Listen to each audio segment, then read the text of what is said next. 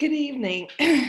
I'm Debbie Gilbert with IGOT Communities, and one of our goals is to bring to senior adults all across the United States programs that can help with things that we go through as we age. And tonight's topic is on grief. So I'm going to talk briefly about it. Each of us express or experience grief in we for certain will experience grief. We will express grief in many different ways. But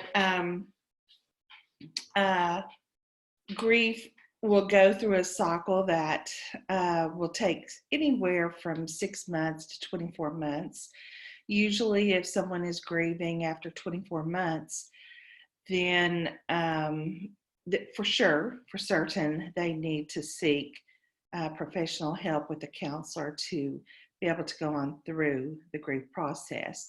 I work in counseling with a lot of people who end up in life with some disturbances, with anxiety, with depression. And one thing that I have found is that unresolved grief or failing to allow yourself to go through the grief process will often end in other symptomatic problems. Sometimes that will be anxiety, sometimes depression. It can be with an overarching or overwhelming loneliness that you may feel. It can be exhibited through bitterness, through anger, through rage, through just many ways, hopelessness. And so I'm going to share my screen just briefly and walk through the grief process with you. Now, grief and it's a result of loss of something. And so we may grieve if we lose for sure a person in our life, a spouse, a child, a sibling, a mom and dad. Grief comes along with that loss. But there's other ways that we grieve also. We grieve when we maybe lose a job. We may grieve when we turn 65 and we retire and we all of a sudden are at home.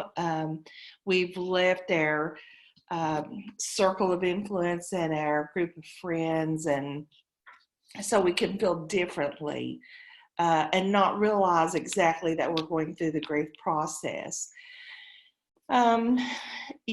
Senior adults, and this can even happen with a child, but you can lose a family pet and find yourself grieving.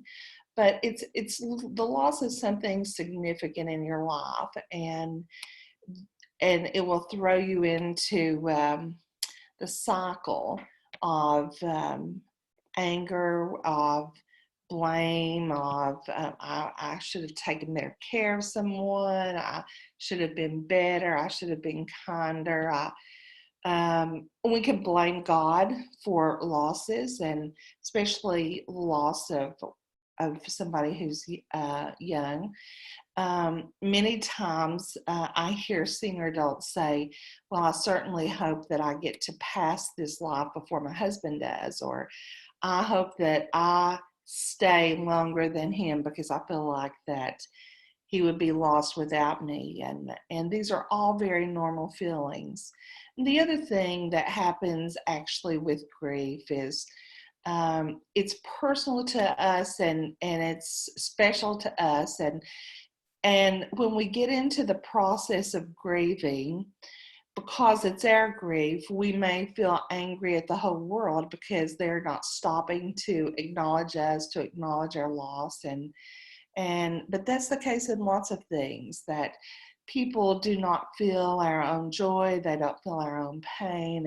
And certainly when we go through a deep loss and it feels like we're alone and that nobody understands, we can become very hurt. So I'm going to go ahead tonight and share my screen with you and just It's a PowerPoint presentation, and I'll just talk through some of the slides in hopes that if you watch this video at some point in time, maybe you're going through the grief process, or you know somebody who is grieving. So even though you may not need it today, there will always come a time when we will need to understand the grief process. Additionally, I feel like it's important for us to realistically think about how we've grieved in the past and how we have been able to let go or recognize if we're holding on to unresolved feelings or emotions that can cause problems. And we mentioned that it can cause some anxiety and depression, but also keep in mind that we can have physical symptoms that maybe stay with us: headaches, migraines, stomach, all kinds of physical symptoms that can at times be related to the grief that we have allowed to go on unresolved. So I'm going to share my screen right now, and we'll go through this process together.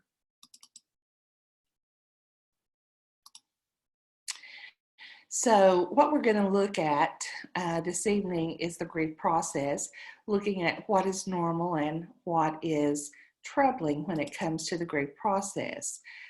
So grief it's a response to the loss that contains thoughts, behaviors, emotions, and psychological and physiological changes. It's the loss. If the loss is permanent, so too is the grief, but it forms and evolves and changes as a person adapts to the loss. And so that's why I said that your grief process will take somewhere between 6 months to 24 months. And so you evolve with grief. Over time, most of the time, the grief process will improve or get better, or you will get to a place of acceptance. When we talk about acute grief, it's just, excuse me, it's almost like any acute illness. It occurs in the early period after the loss and often dominates the life of a bereaved person. So it's when we say it dominates, just right when you lose someone, you may have these strong feelings, this yearning or longing to be with someone that you've lost or something that you've lost. And the sorrow, these are typical, and it may be insistent thoughts and memories of the person who died. It's just like every day when you wake up, you long to be able to have that person near you. You long and think about the person all day long, for day in and day out. And everything you look at may quickly remind you of the person. Other painful emotions are the anxiety, the anger, remorse, guilt, or shame. These are also common. The anxiety is sometimes related, especially if you lose a spouse or even a child. It is this anxiety that comes upon you when you are thinking, I'll never see this person again, and what will I do? This person helped me to be so much more than I ever can see myself being in the future. And so there can be some anxiety. Anger, depending on how the person died. If I know recently I have a cousin who was murdered, and so there's some anger that's involved with this death. Remorse is just almost like wishing I had, or wishing I hadn't done something. And that goes along also with guilt and shame, or I feel guilty. Maybe if I'd have done this, or maybe if I'd taken my mom to the right doctor, or just all of the what ifs will pop up. And then the activities are often focused on doing or not doing things to try to deal with the loss. And so for some people, it may simply be going or returning to the cemetery on a daily basis, week in and week out. Or for the person who is it's too hard, maybe they don't go at all. And for some people, it may be that they're hanging on to their spouses or their mom's belongings, their clothes, they just maybe sit or hold a sweater or a quilt or something, or maybe it's someone who says, I'm not going to go in that room anymore. That was their room. I'm not going to let anybody touch that. And so you become so focused on not dealing with the feelings by not allowing things to be moved or touched. So this is in the acute or early stages of grief. Integrated grief is the lasting form of grief in which your loss-related thoughts or feelings or behaviors are integrated into a bereaved person's ongoing functioning. And this is something that reminds me of this is my dad passed away with bone cancer in March, and I was teaching at a school in another county. And when I would drive past his house every morning, leaving for work, I would become tearful. And I would be tearful almost till I got to the school, and then I would try to dry my face up and be ready to go in to teach school. And I knew that I had to get myself together. And when I would get in the car to come home, sometimes I would begin weeping and I would cry almost till I got home. And then I would think, I need to get myself together so that my husband and son won't see how this is integrated into my life. Grief has a place in a person's life without dominating one's life. So eventually, as time went on, I got better about driving by. It wasn't so painful. I would have thoughts of my dad sitting on the swing, but I wouldn't cry. And so the loss became a part of my life.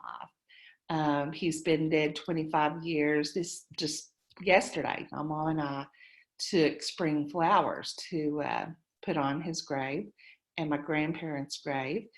And then we left, but we were not the same sad. We did not experience the same sadness that we experienced in the first 6 months of that loss. And so that's what integrated grief is. Complicated grief, on the other hand, is a persistent, ongoing form of intense grief.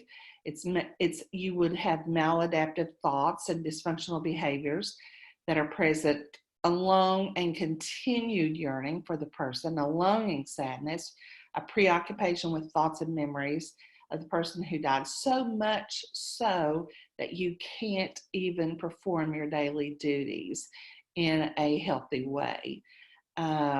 You may continue on month in and month out, dealing with the grief process, and it just, the yearning or the longing for hoping that some miracle would happen and you would wake up from a bad dream. It's the preoccupation of everything that you do is built around the person or the thing that you've lost. So this grief that is complicated, it continues to dominate life, and your future, it just seems bleak and empty. You can't enjoy your social relationships. You don't want to maybe go to the places you went, like church or out to dinner.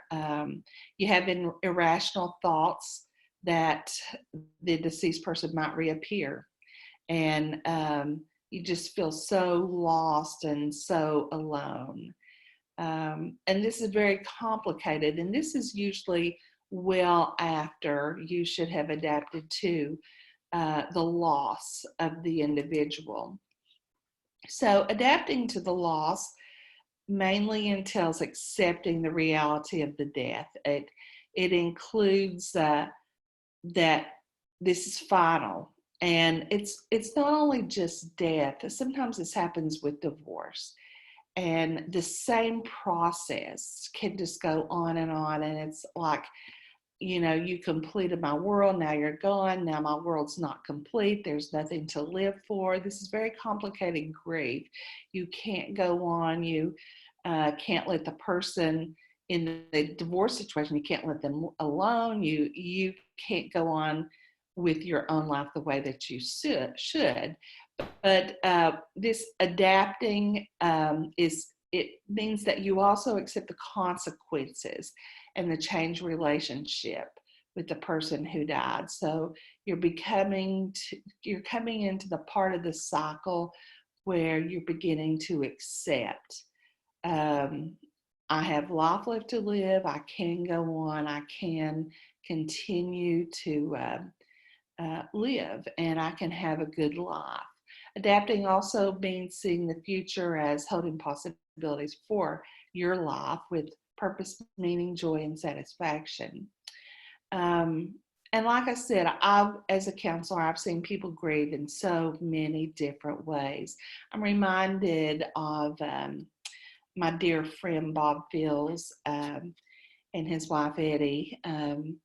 Bob was my supervisor when I was training to be a counselor, and just shortly before that time, Bob's son was murdered. He was a missionary in Honduras, but he was down in that area and he was murdered. And so, as a way of working through the grief,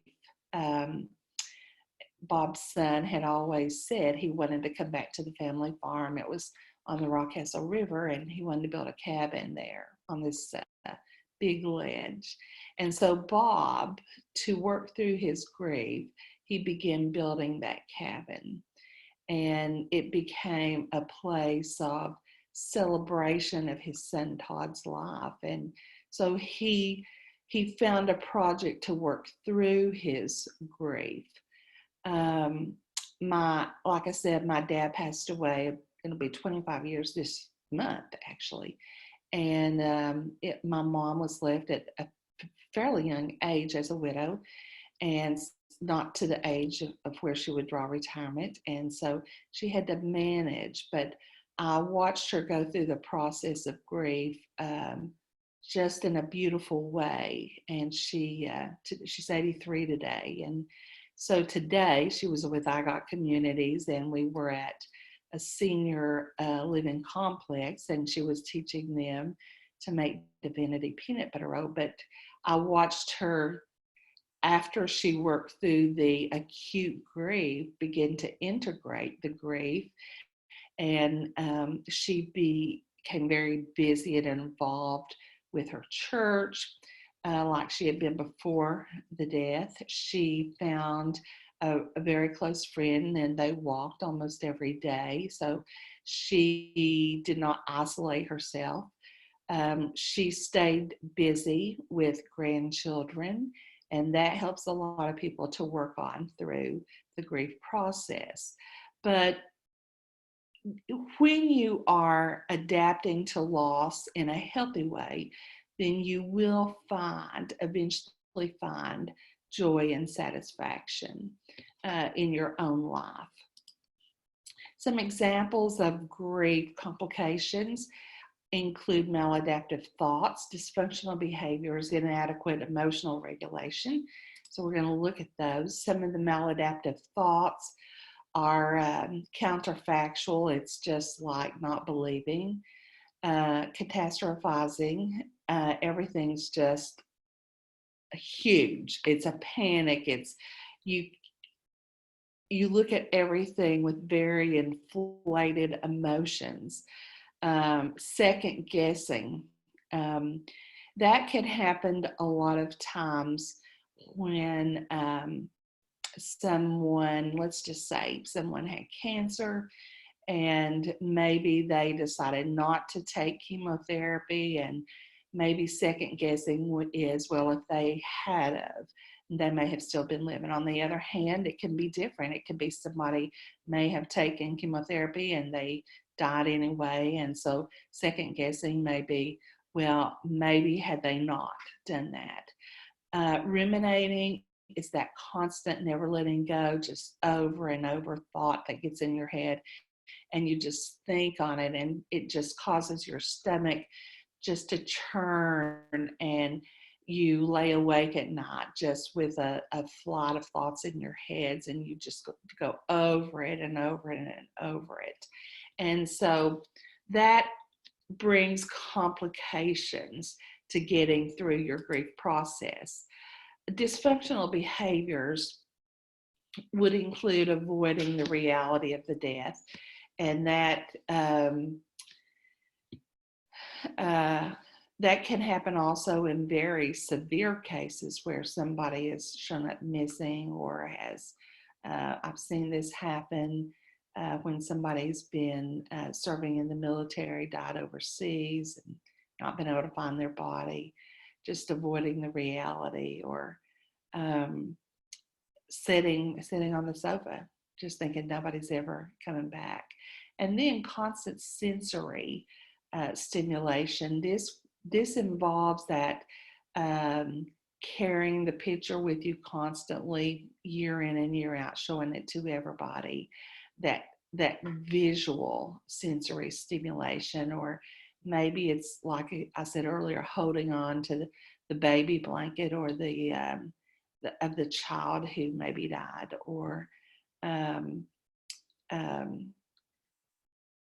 just anything, holding on to something, baking a pie every day because it was your mom's favorite pie, or refusing to eat pie because that was your mom's favorite pie. And it just is a sensory stimulation. So that can be a dysfunctional behavior if it continues on past that acute period of time.